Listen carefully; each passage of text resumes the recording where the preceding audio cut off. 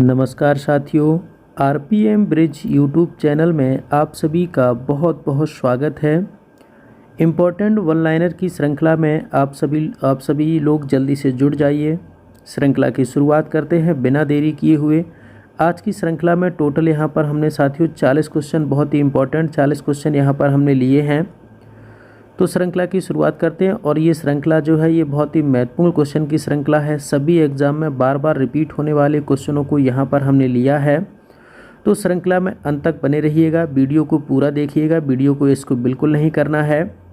चलिए श्रृंखला की शुरुआत करते हैं, लेकिन उससे पहले जो भी हमारे यूट्यूब चैनल पर नए हैं तो प्लीज़ चैनल को सब्सक्राइब कर लीजिए और साथ ही बेल आइकन को प्रेस कर लीजिए, जिससे कि कोई भी नई वीडियो अपलोड होते ही नोटिफिकेशन पहुंच सके आप तक, और उस नोटिफिकेशन पर क्लिक करके आप पूरा वीडियो अंत तक देख सकते हैं।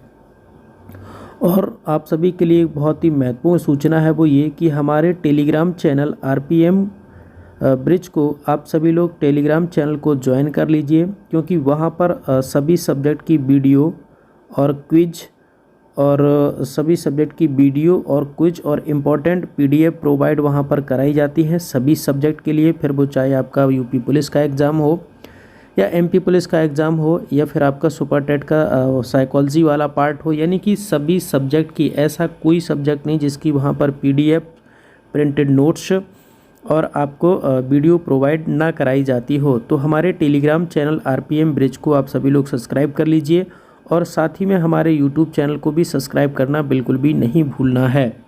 तो चलिए आइए शुरुआत करते हैं बिना देरी किए हुए श्रृंखला की। सबसे पहला क्वेश्चन आपके सामने है कि पृथ्वी से चंद्रमा का कितना भाग देख सकते हैं। तो प्यारे साथियों, पृथ्वी से चंद्रमा का जो है वो हम 57% भाग ही देख सकते हैं। आगे बढ़ते हैं। उत्तरी गोलार्ध में सबसे बड़ा दिन कौन सा है। तो उत्तरी गोलार्ध में जो सबसे बड़ा दिन होता है वो आपका 21 जून होता है। नेक्स्ट आगे बढ़ते हैं। किस तिथि को रात दिन बराबर होते हैं। ये बहुत ही महत्वपूर्ण क्वेश्चन है। तो प्यारे साथियों, रात दिन बराबर होने वाली जो तिथि है वो आपकी 21 मार्च और 22 सितंबर। आगे बढ़ते हैं।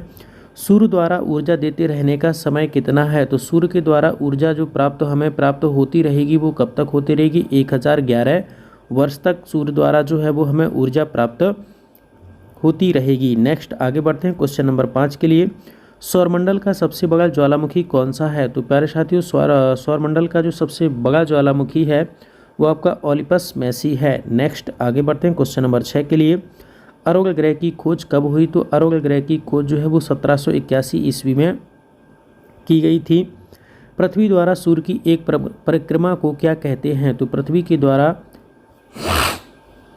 सूर्य की एक परिक्रमा को प्यारे साथियों सौर वर्ष कहा जाता है। आगे बढ़ते हैं। पृथ्वी पर ऋतु परिवर्तन का कारण क्या है। तो पृथ्वी पर जो ऋतु परिवर्तन का कारण है वो है कि अक्ष पर झुकी होने के कारण। नेक्स्ट आगे बढ़ते हैं।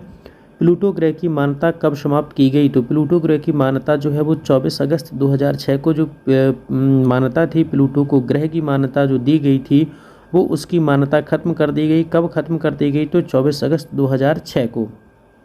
Question number 10। बुध ग्रह शुक्र का एक चक्कर लगाने में कितना समय लेता है। तो जो वो समय लेता है वो 88 दिन का समय होता है। नेक्स्ट आगे बढ़ते हैं। सूर्य से सबसे दूर कौन सा ग्रह है। तो सूर्य से सर्वाधिक दूरी पर जो आपका ग्रह है वो कौन सा है। वरुण। आगे बढ़ते हैं। कौन से ग्रह जिनके उपग्रह नहीं है। तो बुध व शुक्र दो ऐसे ग्रह हैं जिनके कोई भी उपग्रह नहीं हैं। कौन सा सूर्य का चक्कर सबसे कम समय में लगाता है। तो सबसे कम समय में सूर्य का चक्कर लगाने वाला जो ग्रह है वो कौन सा है साथियों। बुध है। नेक्स्ट आगे बढ़ते हैं। किस ग्रह को पृथ्वी की बहन कहा जाता है। तो पृथ्वी की बहन कहलाने वाला जो आपका ग्रह है वो कौन सा है। शुक्र। किस ग्रह पर जीव रहते हैं। तो बहुत ही इंपॉर्टेंट क्वेश्चन है। जो जीव रहते हैं वो आपके पृथ्वी ग्रह पर रहते हैं, तो आपका आंसर हो जाएगा पृथ्वी। पृथ्वी का उपग्रह कौन है। तो पृथ्वी का उपग्रह जो है वो साथियों चंद्रमा है। नेक्स्ट आगे बढ़ते हैं। पृथ्वी अपने अक्ष पर एक चक्कर कितने दिन में लगाती है। तो पृथ्वी अपने अक्ष पर जो एक दिन में चक्कर लगाती है, एक चक्कर जो लगाती है वो 365 दिन 5 घंटा 48 मिनट और 46 सेकंड में जो है वो लगाती है। Question number 18। पृथ्वी को नीला ग्रह क्यों कहा जाता है। तो पृथ्वी को नीला ग्रह जल की उपस्थिति के कारण पृथ्वी को नीला ग्रह कहा जाता है। किस उपग्रह को जीवाश्म ग्रह कहा जाता है। तो जीवाश्म ग्रह कहलाने वाला जो आपका उपग्रह है वो कौन सा है। चंद्रमा। नेक्स्ट आगे बढ़ते हैं। भारतीय इतिहास से संबंधित प्रश्न, तो भारतीय इतिहास से संबंधित प्रश्न है शिवाजी के। ये भी प्यारे साथियों बहुत ही इंपॉर्टेंट क्वेश्चन है। यहाँ पर भी हमने वन लाइनर क्वेश्चन 20 क्वेश्चन को हम सॉल्व कर चुके हैं और अगला ये टॉपिक है ये फिर से 20 क्वेश्चनों का है। तो श्रृंखला में अंत तक बने रहिएगा, बहुत ही महत्वपूर्ण होने वाला है ये वीडियो आप सभी के सभी एग्जाम के लिए। पहला क्वेश्चन है शिवाजी के संरक्षक व राजनीतिक गुरु कौन थे? तो शिवाजी के संरक्षक और राजनीतिक जो गुरु थे वो थे दादाजी कोंडदेव। आगे बढ़ते हैं। शिवाजी के शासन में पेशवा किसको कहा जाता था? तो पेशवा जो कहलाते थे शिवाजी के शासन में प्रधानमंत्री को कहा जाता था। शिवाजी के आध्यात्मिक गुरु कौन थे? तो शिवाजी के जो आध्यात्मिक गुरु थे वो रामदास जी थे। शिवाजी के अष्टप्रधान का जो सदस्य विदेशी मामलों की देखरेख करता था उसे क्या कहा जाता था? तो उसे सुमंत कहा जाता था। शिवाजी की मृत्यु कब हुई थी? तो शिवाजी की मृत्यु जो है वो 12 अप्रैल 1680 ईस्वी में हुई थी। शिवाजी के राज्य में आय का प्रमुख स्रोत क्या था? तो चौथे और सरदेशमुखी यानी कि हर साल वसूल किया जाने वाला कर जो है वो शिवाजी के राज्य में आय का प्रमुख स्रोत था। शिवाजी का राज्याभिषेक कहाँ हुआ था? तो शिवाजी का जो राज्याभिषेक हुआ था वो रायगढ़ महाराष्ट्र में हुआ था। बहुत ही इंपॉर्टेंट क्वेश्चन है, आप सभी को याद रखना है। शिवाजी का राज्याभिषेक कब हुआ था? तो शिवाजी का राज्याभिषेक जो हुआ था वो 1674 ईस्वी में हुआ था। शिवाजी का जन्म कहाँ हुआ था? तो शिवाजी का जन्म जो है वो शिवनेर किले में हुआ था। शिवाजी का अंतिम सैन्य अभियान कौन सा था? तो शिवाजी का अंतिम सैन्य अभियान जो था वो कर्नाटक अभियान था। आगे बढ़ते हैं क्वेश्चन नंबर 11 के लिए। राष्ट्रकूटों का पतन किसने किया था? तो राष्ट्रकूटों का जो पतन किया गया था वो तैलब के द्वारा किया गया था, तो आपको याद रखना है। क्वेश्चन नंबर 12 के लिए आगे बढ़ते हैं। राष्ट्रकूट साम्राज्य का संस्थापक कौन था? तो दंती दुर्ग या दंती बर्मन 735 से 756 ईसा पूर्व। चलिए आगे बढ़ते हैं।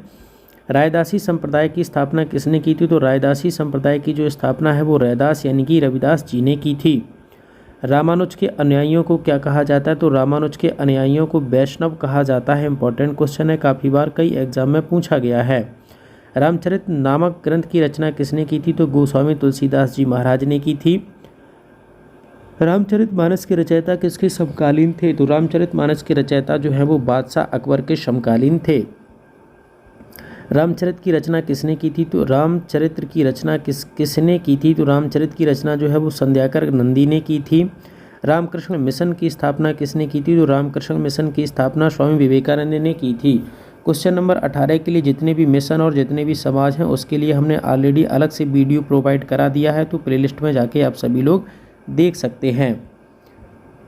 क्वेश्चन नंबर 19 है। रामकृष्ण मिशन की स्थापना कब हुई थी? तो प्यारे साथियों रामकृष्ण मिशन की स्थापना जो है वो 1 मई 1897 को बेलूर मठ कलकत्ता में की गई थी। रामकृष्ण परमहंस का मूल नाम क्या था? तो रामकृष्ण परमहंस का जो मूल नाम था वो गदाधर चट्टोपाध्याय था।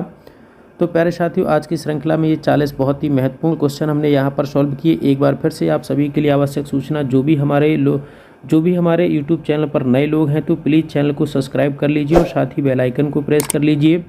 और साथ ही में आप सभी के लिए बहुत ही महत्वपूर्ण और खुशखबरी भरी सूचना ये है कि हमारे टेलीग्राम चैनल RPM ब्रिज को आप सभी लोग ज्वाइन कर लीजिए। वहाँ पर सभी सब्जेक्ट की PDF और प्रिंटेड नोट्स और हैंड रिटन नोट्स और सभी सब्जेक्ट की वीडियो प्रोवाइड कराई जाती हैं, तो टेलीग्राम को ज्वाइन करना बिल्कुल भी नहीं भूलना है। श्रृंखला में जुड़ने के लिए आप सभी का बहुत बहुत धन्यवाद। हमारे YouTube चैनल में आप सभी का बहुत बहुत स्वागत है। धन्यवाद।